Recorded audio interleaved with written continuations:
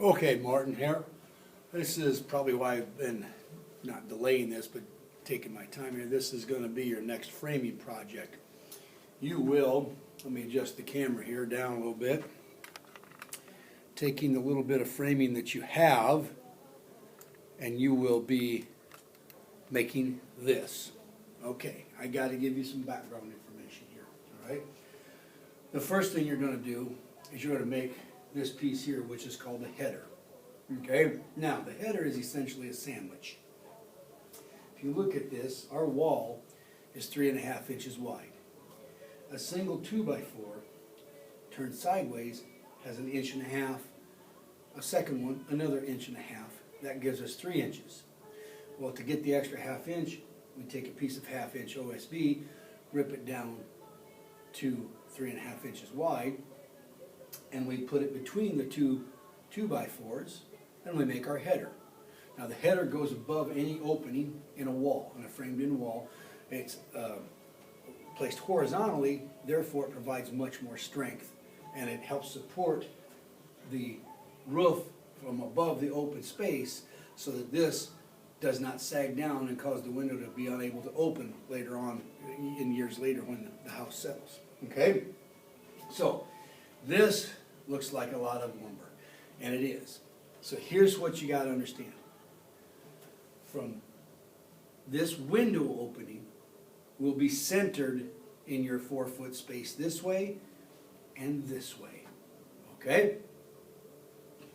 This rough opening from this piece of wood called the trimmer to this piece of wood is 1 foot 9 inches. And it is also 1 foot 9 inches this way.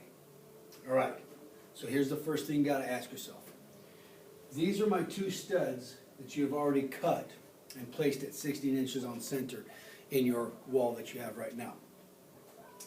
If this opening is 1 foot 9 and I have a 1.5 inch wide board here and a 1.5 inch wide board here, that makes this, you'll figure it out, as well as this. Okay? So what you have to do first is figure out where these 2 studs will go. They're now called king studs. They are not at 16 inches on center, but the king stud has to go next to any opening.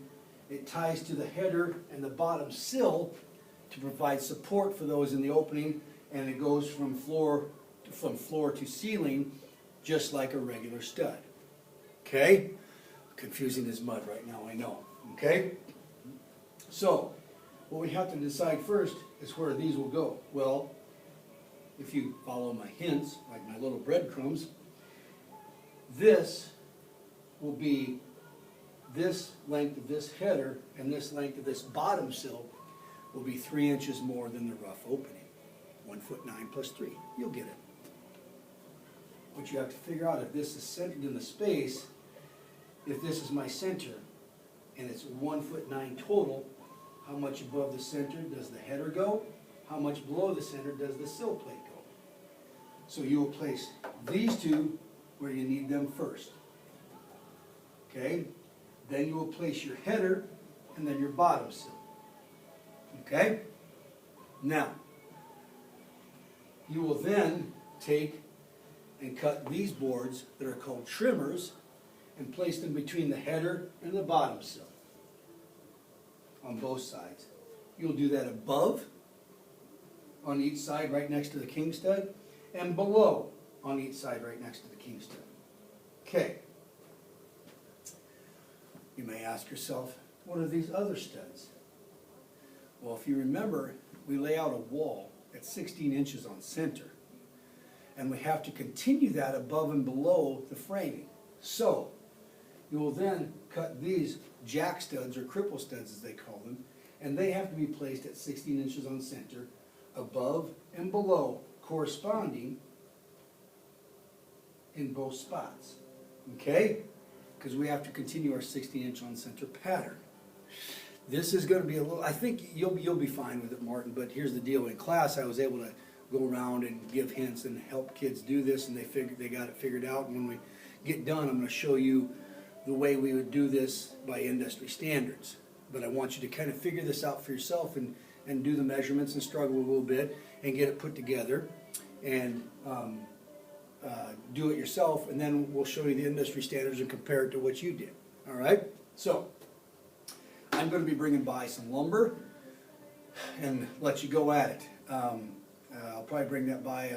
I'll bring it by here on Wednesday morning, and we'll go from there. And if you have any questions, you can always email me or call me. My phone number is at the bottom of my emails that I send you, and we'll get through this. Thanks. Bye.